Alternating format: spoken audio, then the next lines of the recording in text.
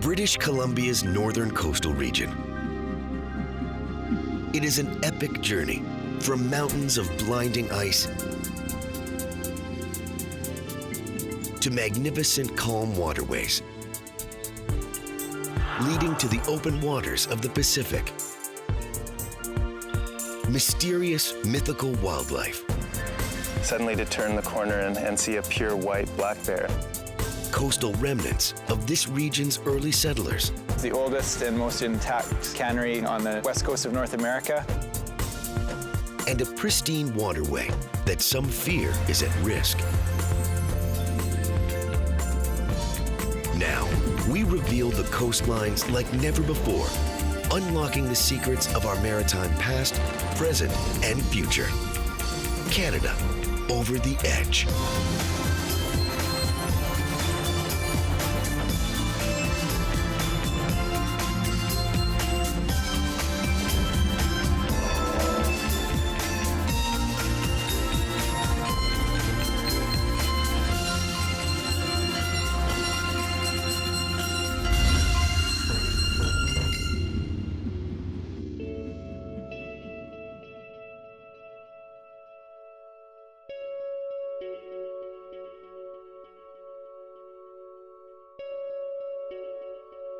The community of Bella Coola marks the beginning of a journey to British Columbia's northern coastal region.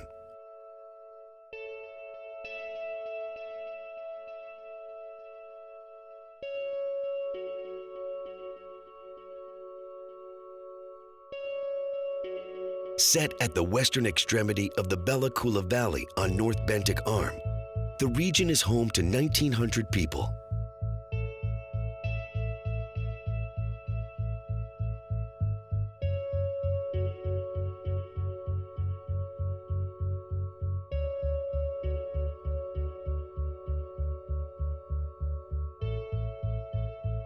It offers sheltered anchorage to boaters and is a rare BC coastal outpost linked to the province's interior.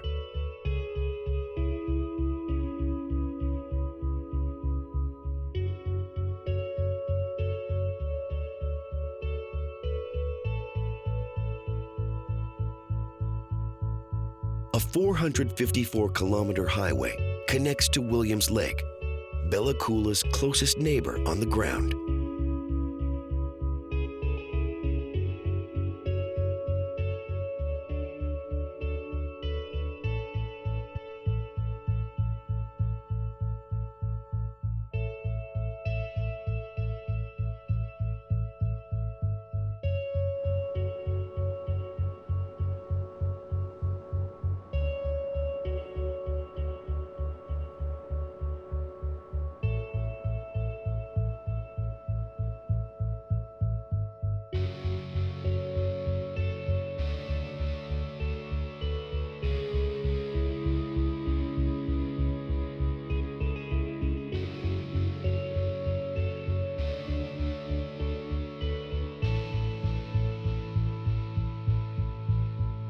To the southeast, Bella Coola is surrounded by the mid-coastal mountain range.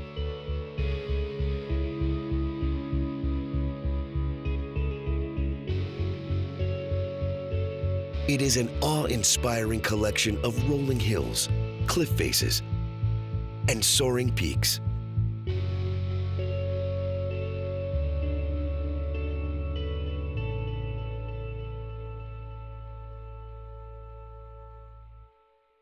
It is part of the Greater Coast Mountain Range, covering nearly all of BC's marine perimeter.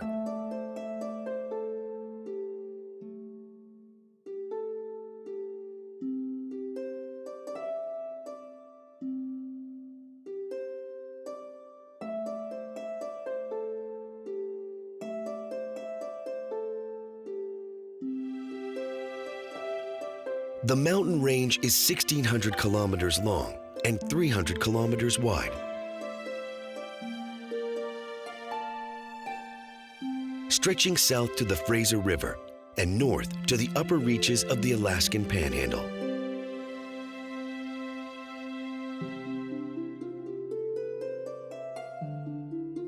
Higher up, even sparse green vegetation is left behind on approach to the Monarch ice field.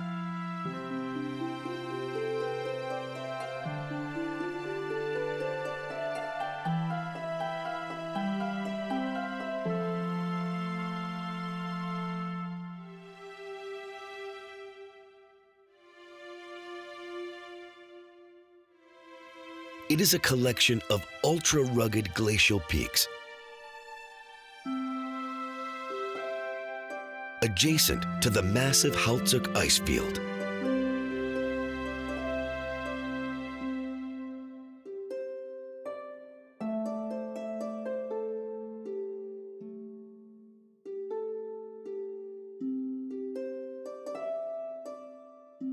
Together, they cover more than 2,000 square kilometers, snow-covered peaks stretching beyond the horizon.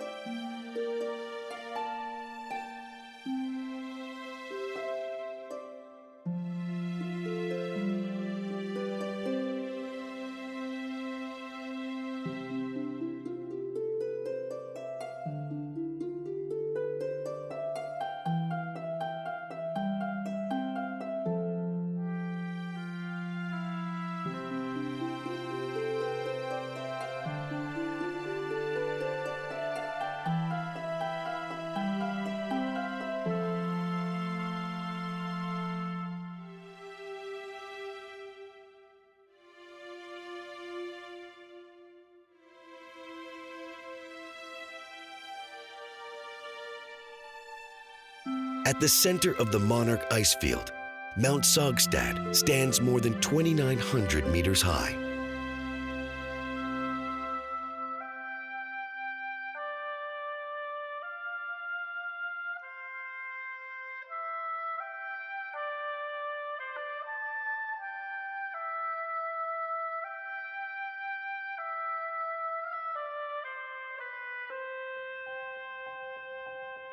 The first recorded ascent of Mount Saugstad was in 1951.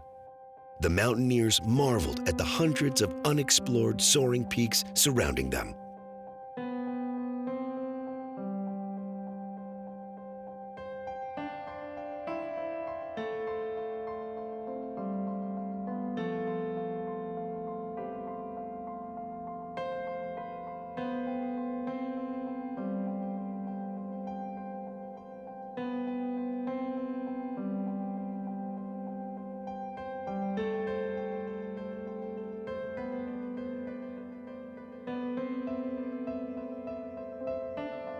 Looping and heading northwest, we descend to the winding flowing waters of the Coola River.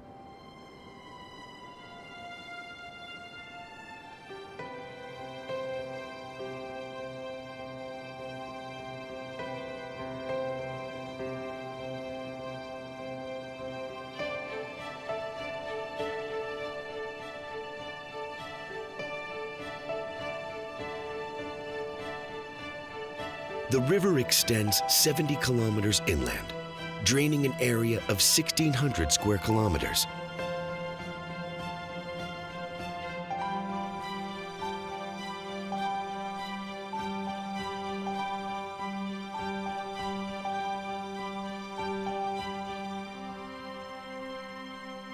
It was part of the navigation trail used by explorer Alexander Mackenzie in 1793. During the first east-west overland crossing of Canada.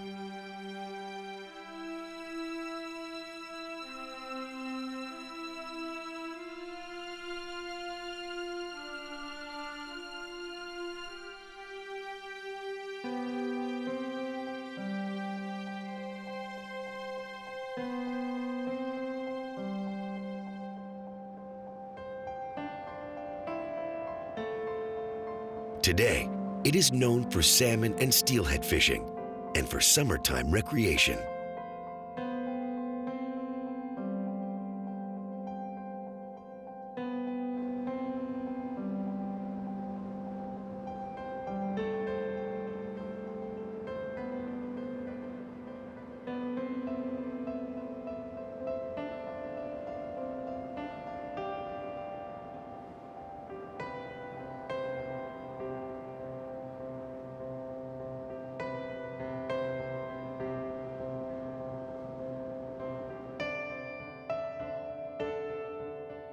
Heading west along North Bentic Arm, we connect with Dean Channel,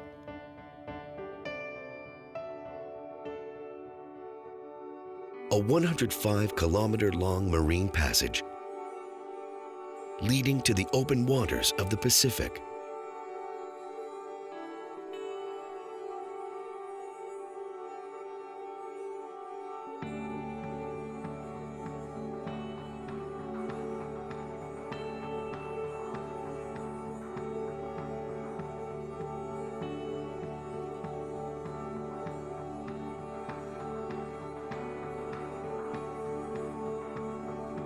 Along the way, soaring peaks nearly obscure a tiny sliver of water extending inland.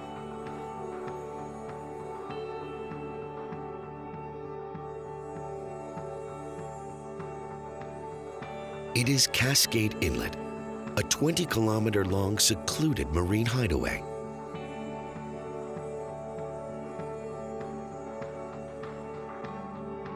It was explored and charted in 1793 by Captain George Vancouver.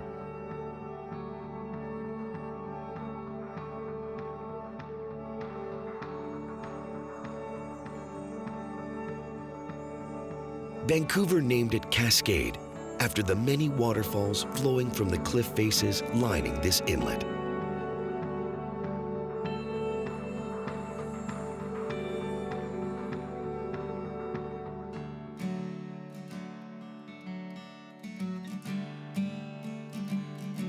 British Columbia's coastline is a rich palette of sheltered waterways,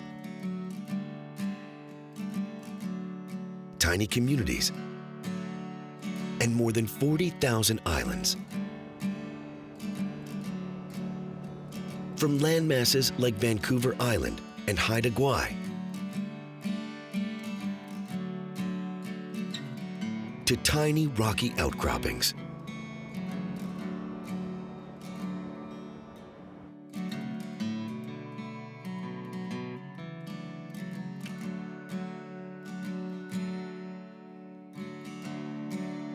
Northwest of Cascade Inlet, Princess Royal Island may be the most barren and mysterious of them all.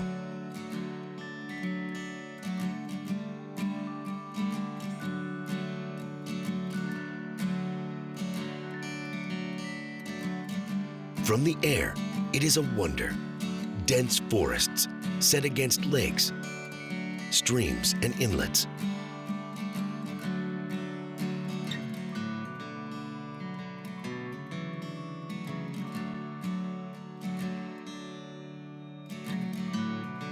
Princess Royal Island measures more than 2,200 square kilometers.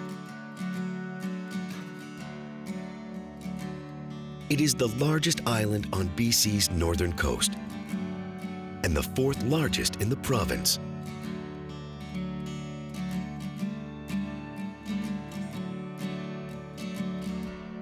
The island is located 500 kilometers north of Vancouver and 200 kilometers south of Prince Rupert.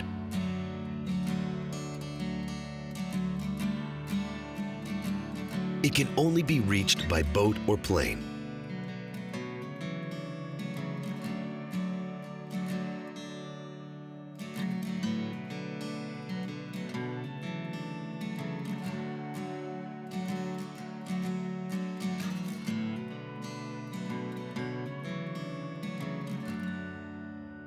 The inland rainforests here are nearly untouched.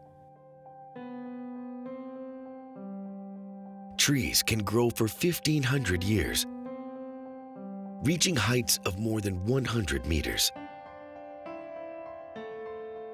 Princess Royal Island is at the heart of the Great Bear Rainforest, named in honor of the Kermode, or spirit bear. There's a lot of globally rare species on this coastline, but I think one that has really captured the attention of people around the world is the spirit bear. Ian McAllister is a wildlife photographer and co-founder of the Conservation Society Pacific Wild. The spirit bear comes from a black bear that has been genetically isolated from its continental kin for about 350,000 years. And within this unique coastal population of black bears, they carry a recessive gene that allows for this white bear to be produced just in these small isolated islands right in the heart of the Great Bear Rainforest area.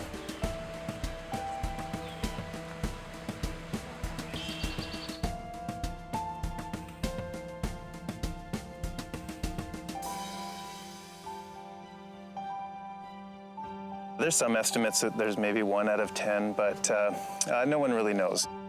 But it truly is a spectacular experience to turn the corner in a river system after seeing black bears your whole life, and suddenly to turn the corner and see a pure white black bear. And it's not an albino, but a truly white black bear.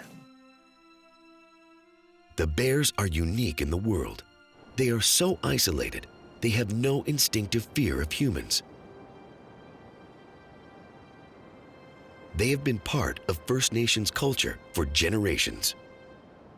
Yeah, certainly First Nations have recognized the white bear in these coastal inlets and offshore islands for thousands of years.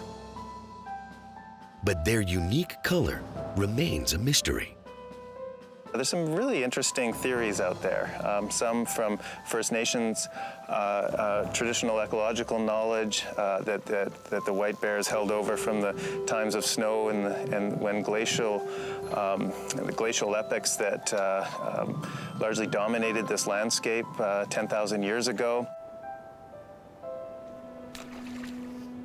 There's some other theories that the white bear is advantageous in terms of coloring in catching salmon because it blends in with the sky. So if you're a white bear and you're catching fish and the fish is looking up, it sees camouflage instead of a black bear that is more of a stark contrast in the sky.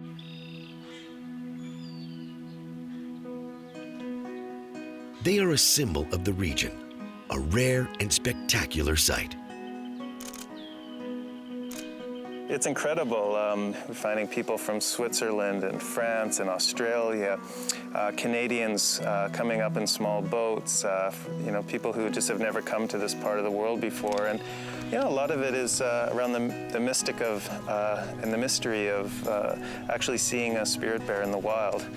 And while the opportunity to see spirit bears in the wild is few and far between, there's some local First Nation guides who are doing a great job at doing their best at showing people the white bear. But by and far, it's hit and miss, and you just have to hope for some luck.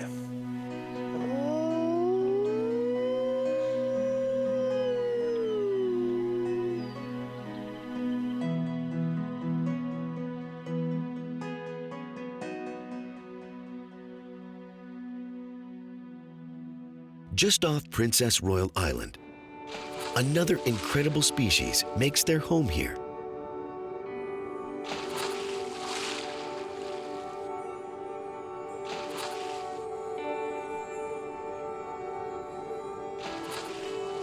Humpback whales and the Pacific white-sided dolphin have long been associated with this stretch of coast. Known as Whale Channel.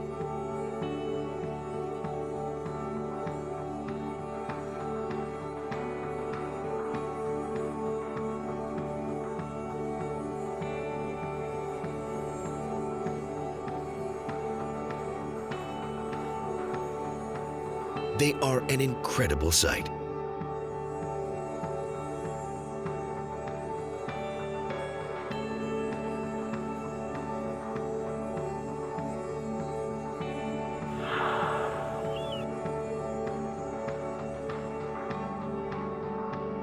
The humpback whale's traditional summer grounds stretch from BC to the Gulf of Alaska.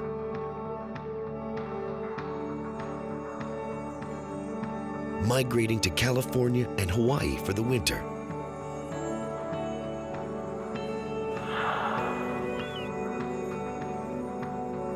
But coastal whaling operations in the early 20th century decimated the population by as much as 90%.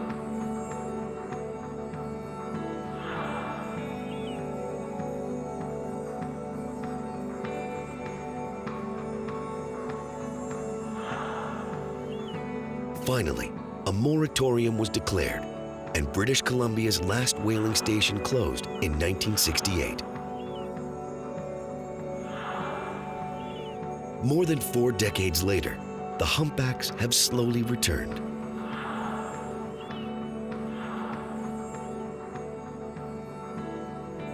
In recent years, the population has even begun to grow.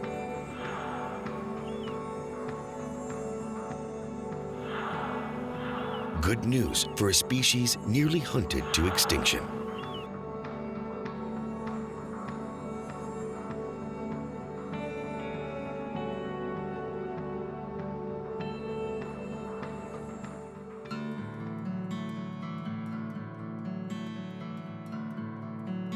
The inland waterways of British Columbia offer unparalleled access to world-class scenery.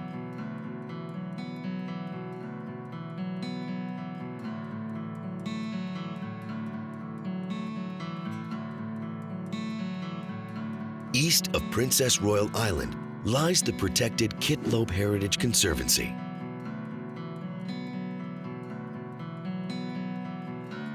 It is set in the traditional territory of the Haisla First Nation.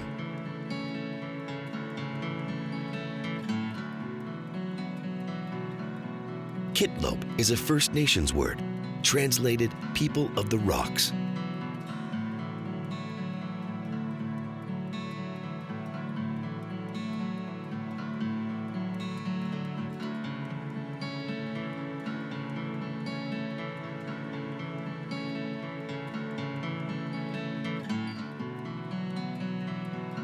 In 1994, timber companies gave up all rights to harvesting here.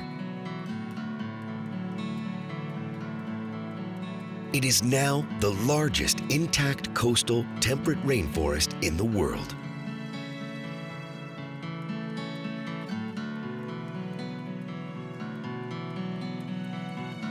The Conservancy measures more than 300,000 hectares.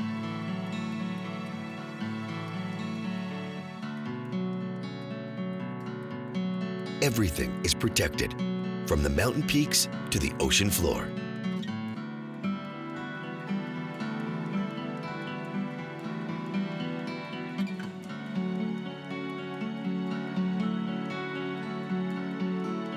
Beyond the Conservancy, the Kitimat Estuary and Kitimat River extend further.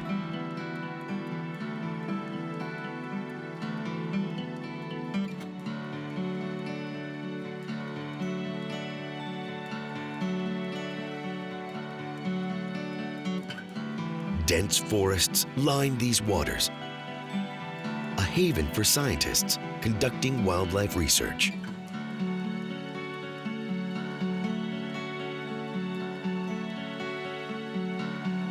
Further, the waters widen, and Gardner Canal continues northwest. It is a 90-kilometer-long waterway, another namesake of Captain George Vancouver's 1793 expedition.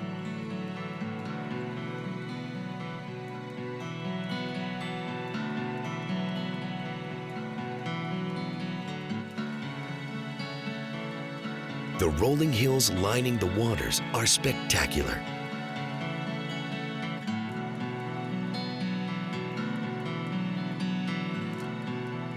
An incredible palette of colors in the summer light.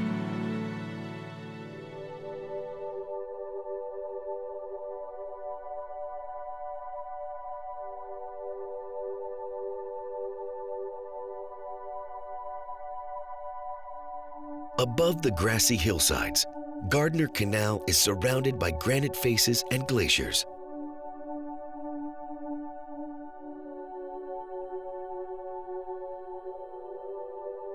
Many stand more than a kilometer high.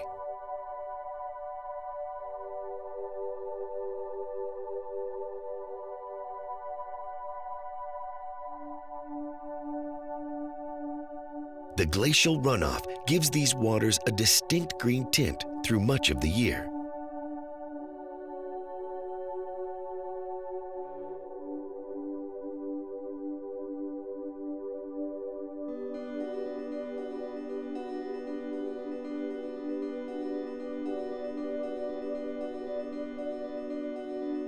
At the boundary of the canal, Dorothy Island and Hawkesbury Island mark the entrance to Devastation Channel.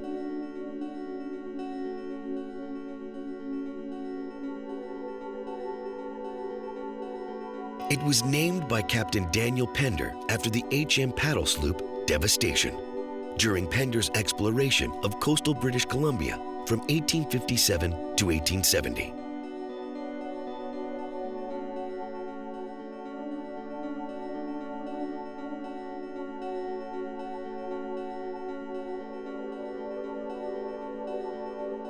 Five kilometers beyond, Foch-Giltoyes Provincial Park lines the northern bank of Douglas Channel. The park completes a larger protected area between the channel and the Skeena River to the north.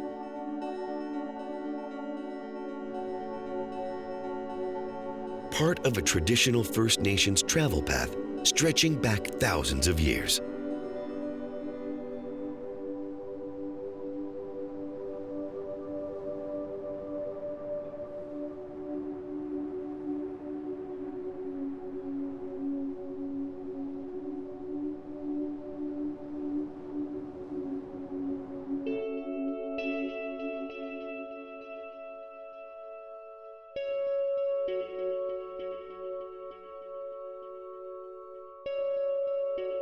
Along the banks of the channel, the park features old-growth forest, tidal narrows, and freshwater drainages along a windswept coastline.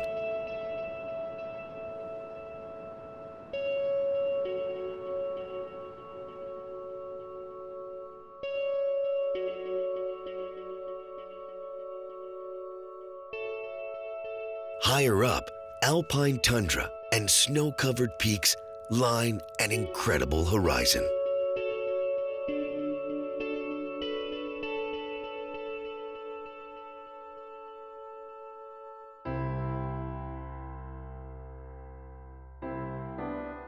Much of the northern coastal region of British Columbia lies just inland.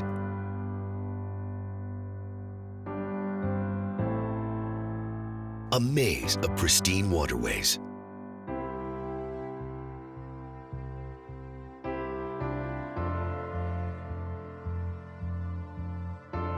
Far below, Douglas Channel is 90 kilometers long,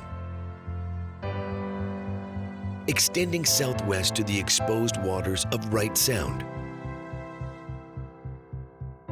part of the Inside Passage ferry route.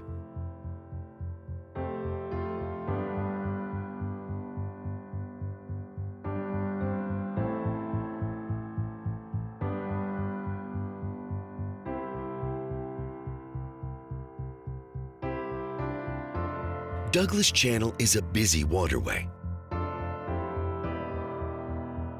home to industrial marine traffic coming and going from the port in nearby Kitimat.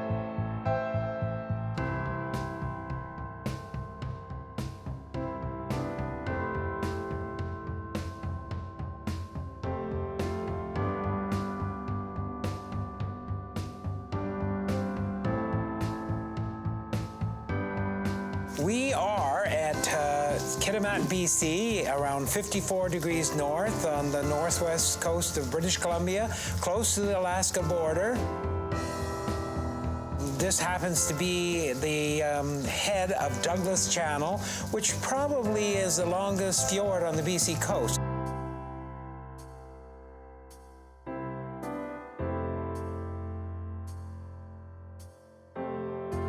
The region is already home to large-scale industrial projects. But with the development of oil and gas exploration on Canada's west coast, Kitimat may become even busier. Kitimat has recently come under scrutiny. The port was recognized as got a lot of potential for exporting raw materials, especially piped-in materials like natural gas and oil.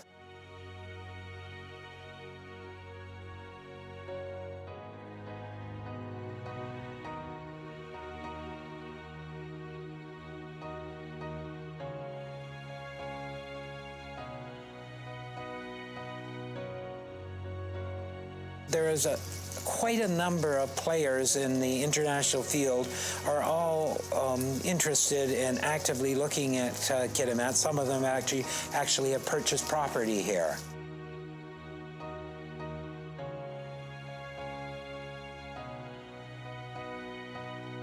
Naturalist Walter Thorne is concerned. He believes the true value here lies in the region's natural splendor.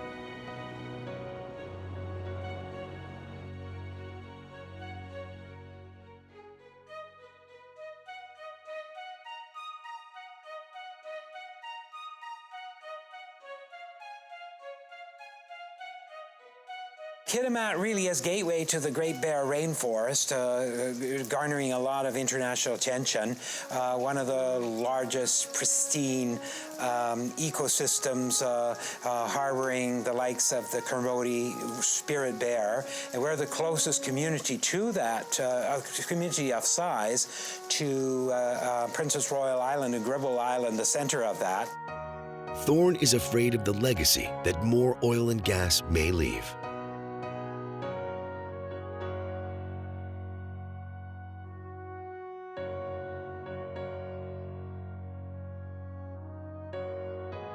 The risks are enormous. This ecosystem, the Kitimat estuary, is fragile, and being exposed to a large oil spill, either from ruptured pipes upstream or from marine catastrophes, it makes us particularly vulnerable.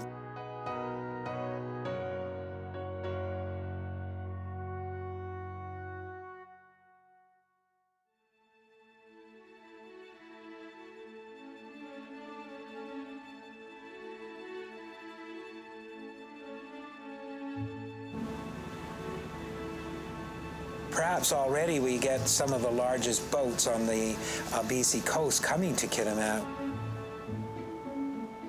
We're actually transshipping a product called condensate that goes to the oil sands, and it comes in here and then gets trucked by rail to Edmonton and Fort McMurray.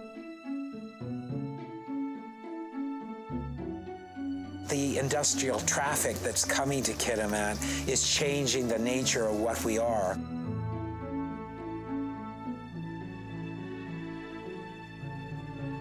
This is just the beginning. The liquefied natural gas tankers will also be plying the channel, and there will be hundreds of them a year, and then the potential of oil tankers, hundreds of them further.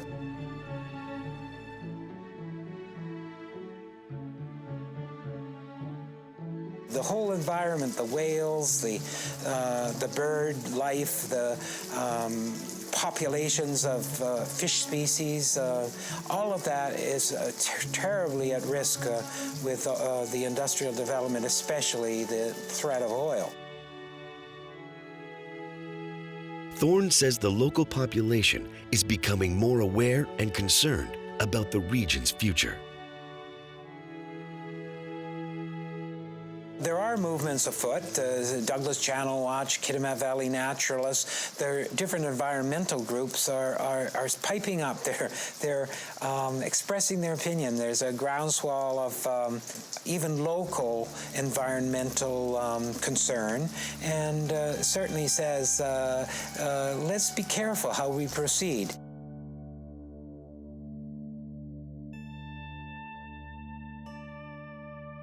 My vision would be to see the recreational potential of this gem recognized and fully exploited. I believe kayaking, I believe boating, fishing, all of that is what really makes Kitimat tick.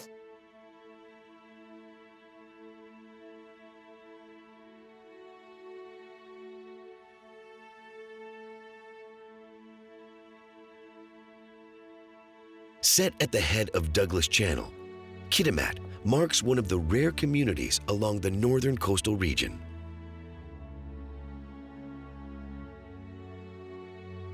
Home to just over 8,000 residents, it is surrounded by pristine wilderness on the banks of the Kitimat River.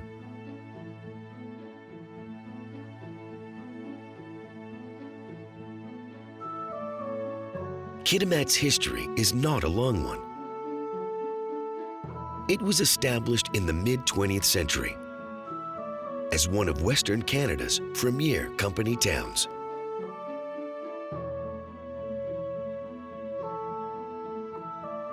We're right at where the Kitimat River comes out onto the Douglas Channel, and that's where the town of Kitimat is. Kitimat holds a unique history in that it was a planned town, settled and built by industry.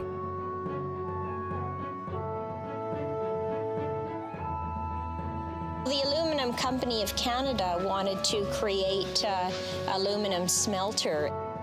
Kitimat was chosen because of the deep sea port. It has tide water here. It's very deep channel, and so the tankers can come up, and they bring all of the the product for the smelter to the smelter for the manufacturing of aluminum, and that is actually why Kitimat is here.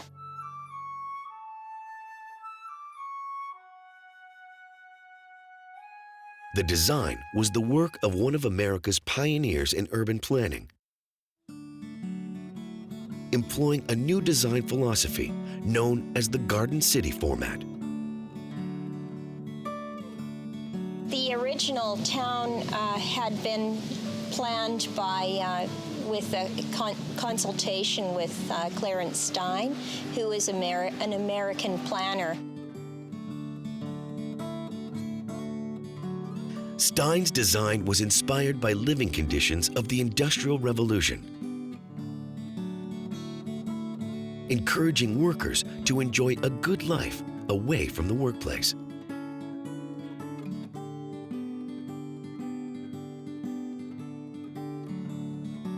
The industry where the people work, the worker, is separated from where they live. And this was one of the original ideas with Stein, was that the worker would have a peaceful, clean, and good life within a town that's separated from where that worker is working. And it promotes health and safety for the worker.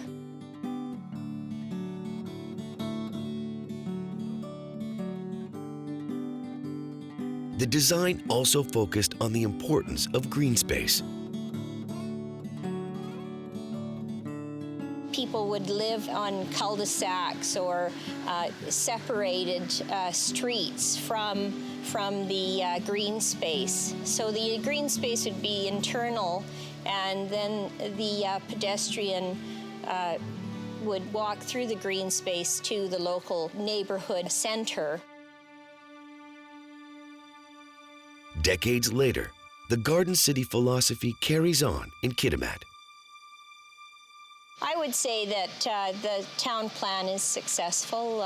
People enjoy being here. The green space is a wonderful feature of that. Many planners come here and to see what that is all about.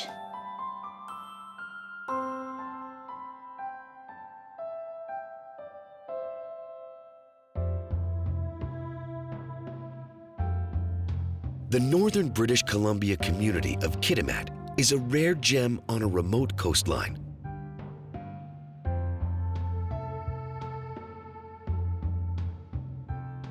It is surrounded by awe-inspiring coastal splendor.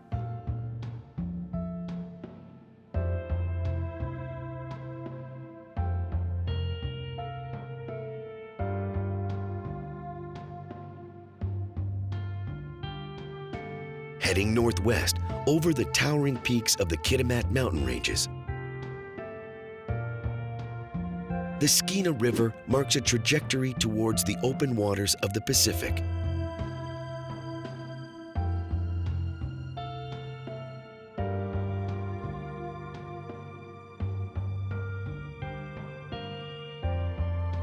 The Skeena River is 570 kilometers long.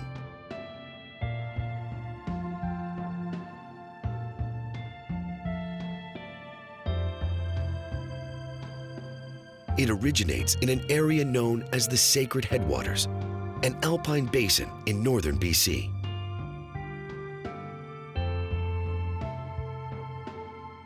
It drains an area of more than 50,000 square kilometers.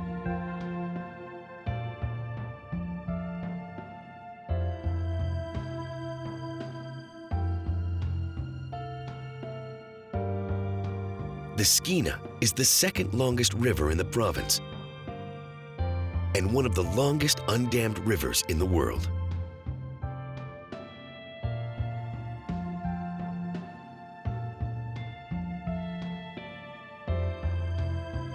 At the end of the Skeena's journey, a spectacular maze of channels, islands, inlets, and rocky outcroppings line the horizon.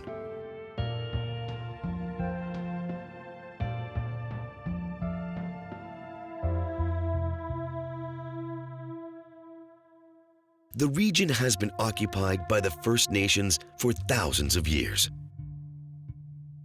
And it is here, on the open waters of the Pacific, that pioneers from around the world settled, establishing communities and industries barely a century ago.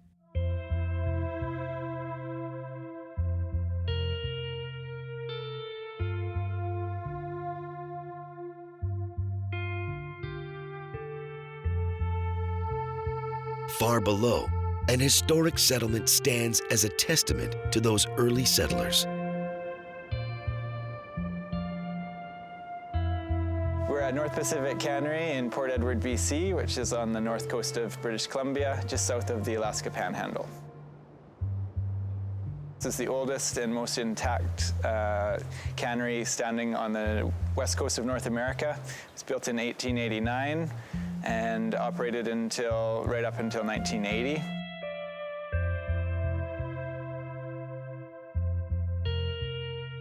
Canneries on this coast processed and preserved salmon for distribution around the world. Back in the late 1800s, there was a shortage of salmon in the European markets, and there was a huge resource here. The only way to get it back to Europe without it going rotten or bad was to preserve it and put it into cans. There were several hundred canneries along the west coast of North America, from Alaska to California. A couple hundred probably on the BC coast, a couple hundred in Alaska, and another few hundred down the Oregon, California, Washington coasts. It's really the first product from North America, from the west coast, that was processed and sold globally.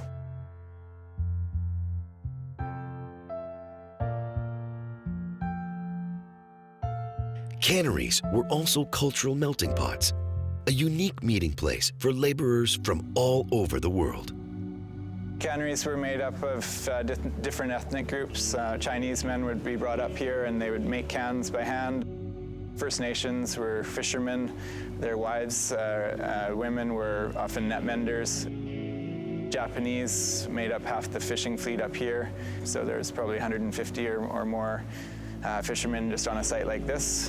This was a medium to small size site, and there was 600 to 800 workers up here on this one site.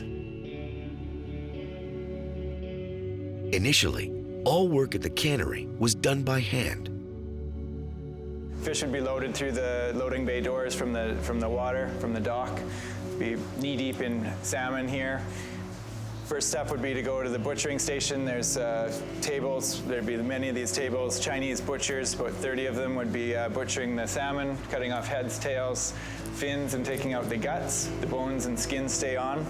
Those butchered fish get thrown into a wash tank, or several of them. First Nations women would be washing any guts and slime that were left over from the butchers, clean those fish, get them thrown into a hopper. That hopper feeds into an elevator that would bring the salmon up through the gang knives. Tough to fit a big fish into a small can, so they cut them into these steak sizes so that they can fit the fish into a can a lot easier.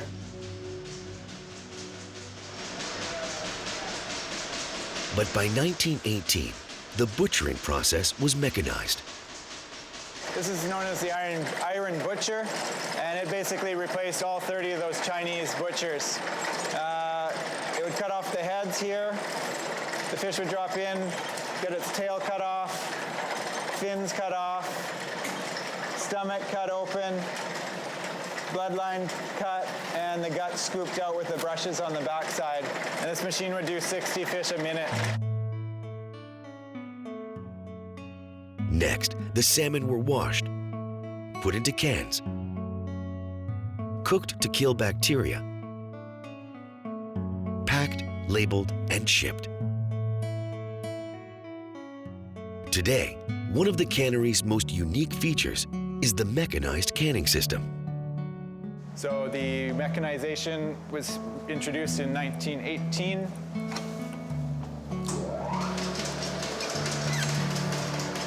And this is called the reform line.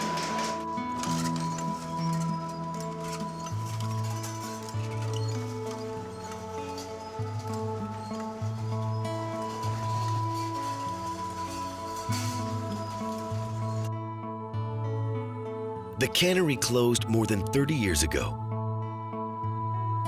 Its historic buildings, still standing, have designated it a National Historic Site by Parks Canada. It remains a cultural symbol of the region.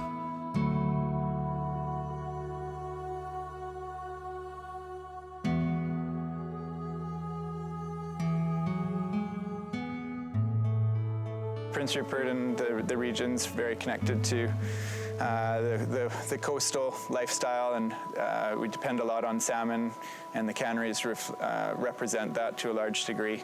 Of course, it's what brought a lot of the local population here. So it's a beautiful setting, a little bit tragic with some of the buildings in rough shape. So lots of work to be done out here.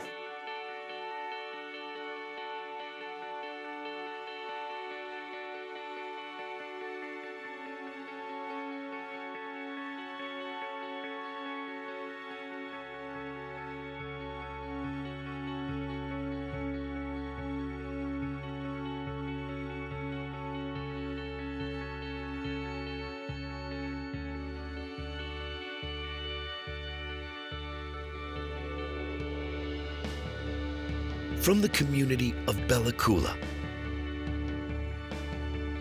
and the incredible heights of the surrounding Monarch icefield,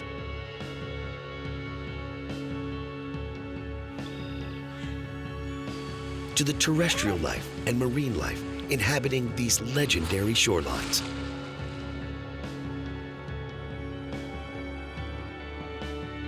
To the pristine waters of the Skeena River and the Pacific beyond.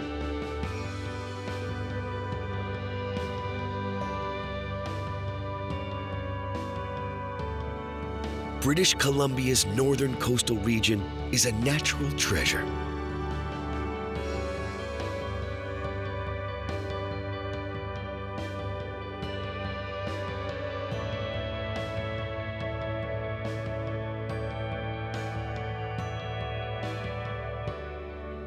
These waters and surrounding landscapes are largely unknown and unexplored. They hold beauty, prosperity, and a cautious hope for the future, here on the edge of Canada.